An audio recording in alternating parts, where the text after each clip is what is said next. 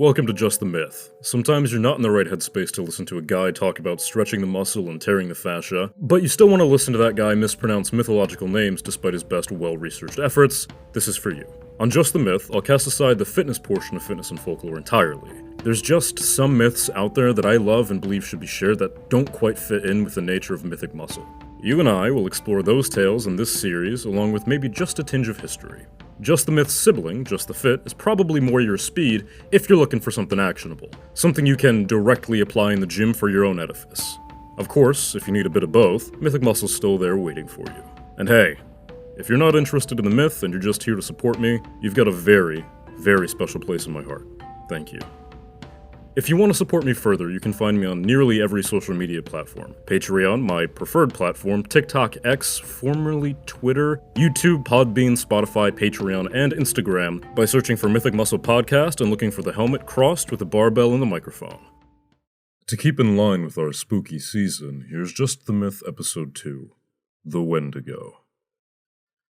In the northern regions of North America, where light fails to penetrate the impossibly dense canopies and unending thicket, it becomes impossible to trust one's senses. Countless stories arise from that frigid tundra, ones unbelievable to those who have never seen the forest depths. But to those who have experienced what lies in those storm-sheltered lands, the truth of the tales is unerring. Snowfall reports from the north contest that each year snow piles high enough to completely bury most humans. It's dangerous enough for well-trained, adequately equipped climatologists to endeavor out into those places. If getting lost isn't an issue, the cold certainly is. Cold takes you to such extreme places, with survival stories coming from those regions detailing individuals burning their fingers to the bone in an attempt to light matches, desperately making any attempt to cling to warmth. Colby Combs, a climber, set out to climb Mount Foraker in Alaska. His party succumbed to the cold, but he would not be bested. He walked for 6 days on a broken ankle, cracked a vertebrae, and a snapped shoulder blade. To escape the icy clutches of the cold, people will go to agonizing depths. And if your bones didn't break, your fingers didn't burn, you're otherwise injury-free, you'll still have to deal with the inevitability of hunger. The only force more motivating than that of the great cold is the true, brutal need to eat. But what do you eat in a frozen taiga, dominated by creatures who've learned every trick in the hunter's book? You might catch a small winter hare or a rabbit, enough to suppress the hunger pangs gnawing at your stomach. But if you don't... Fiction can be frightening, but true stories are terribly distressing. Acts of cannibalism are far from uncommon in these situations. The frozen, wooded north cares not for morals or ethics. It slowly churns all those who enter it ill-equipped. Some succumb to the elements in a nearly peaceful fashion.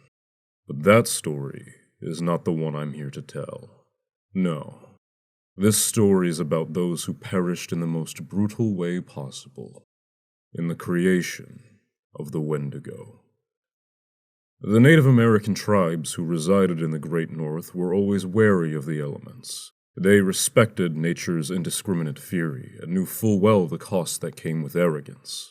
All steps, treks, expeditions, or forages into the forests are calculated, weighed, and measured. But humans are fallible, missteps occur, and monsters are made. The Algonquin tribe wrote of the Wendigo. A giant with a heart of ice, sometimes it is thought to be made entirely of ice. Its body is skeletal and deformed, with missing lips and toes. The Ojibwa tribe adds to the description. It was a large creature, as tall as a tree, with a lipless mouth and jagged teeth.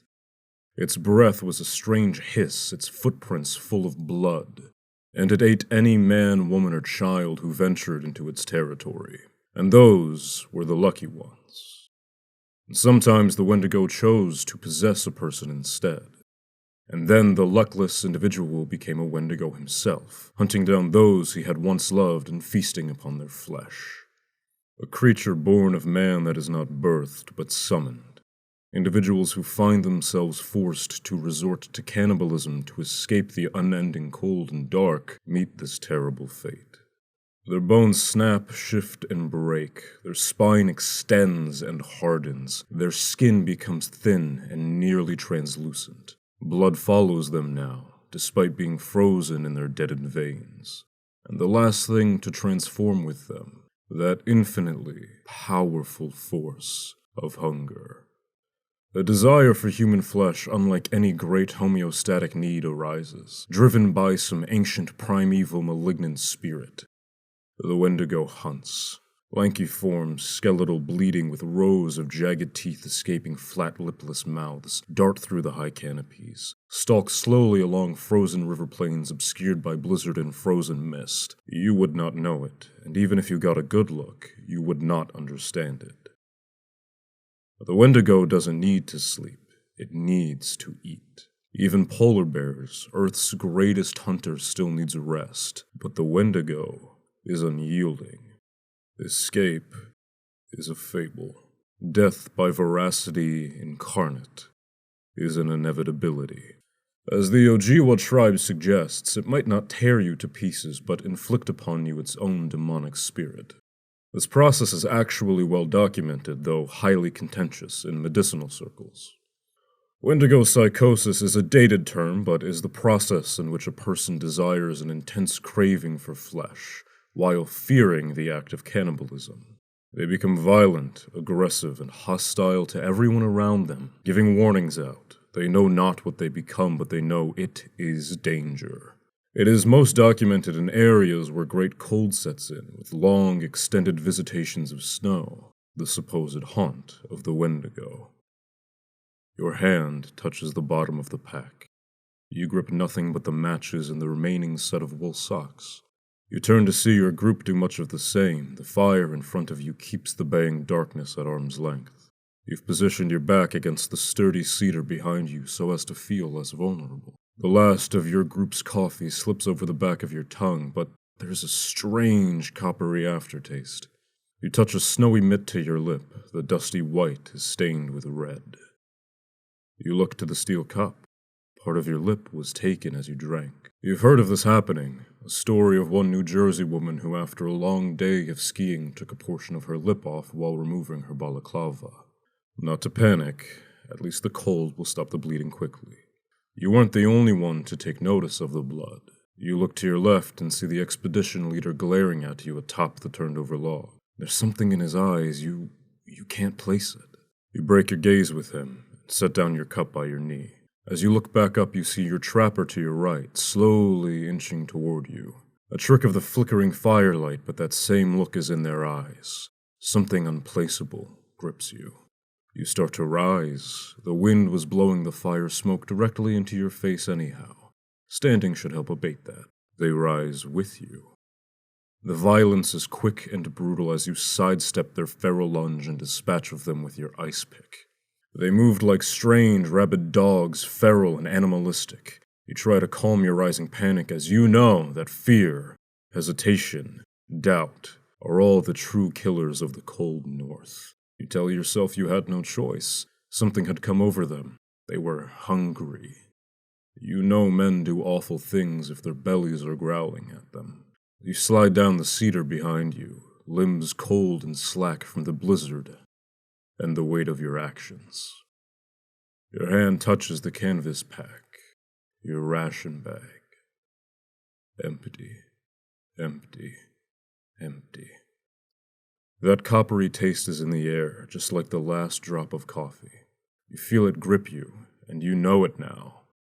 What was in their eyes? Hunger.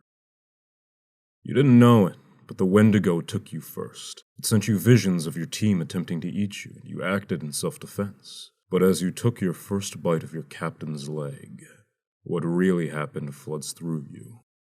Your captain noticed it first, seeing your hand clench the ice pick harder and harder and harder. He froze, seeing that same evil in your eyes as you thought you had seen in his. The trapper, adept at reading dangerous situations, followed the captain's lead and inched forward.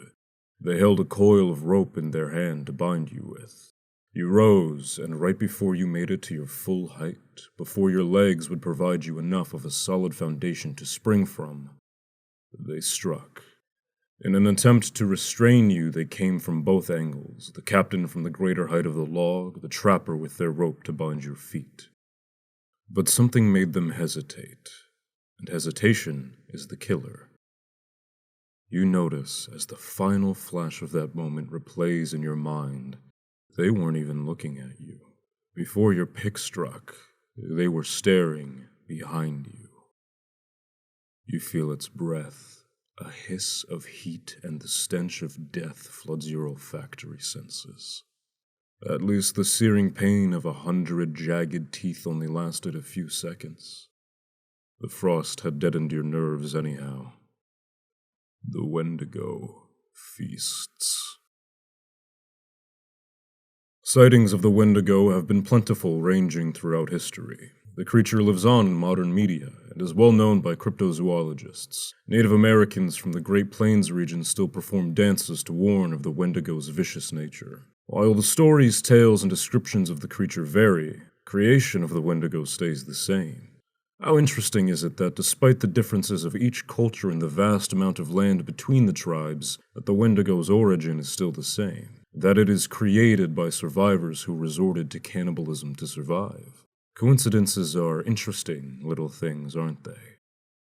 If I had any advice to give, I'd say, bring an extra score of rations unless you'd like to become the rations yourself. With that, I have been your host, Benjamin Cloud. This was Just the Myth on the Mythic Muscle Podcast. Thank you so much for listening, and happy Halloween. Please consider supporting me on Patreon. For only $3 a month, you get Discord access, and you buy me a protein bar. $5 a month gets you Discord access with special colors and emotes, blooper reels, a shout-out from me, and transcripts of each episode. $10 a month gets you all of that noise, a vote in our monthly poll, a personalized 10-second clip of whatever you want me to say, and every dollar spent at that tier goes right back into the podcast so that I might bring you a better listening experience. Follow my socials. You can find me on pretty much every platform by searching for Mythic Muscle Podcast and looking for the helmet crossed with the barbell and the microphone. If you made it this far, you're my favorite type of human, and I hope you have a wonderful day, a fantastic lift, or if it's a rest day, you get some quality relaxation time. Thank you.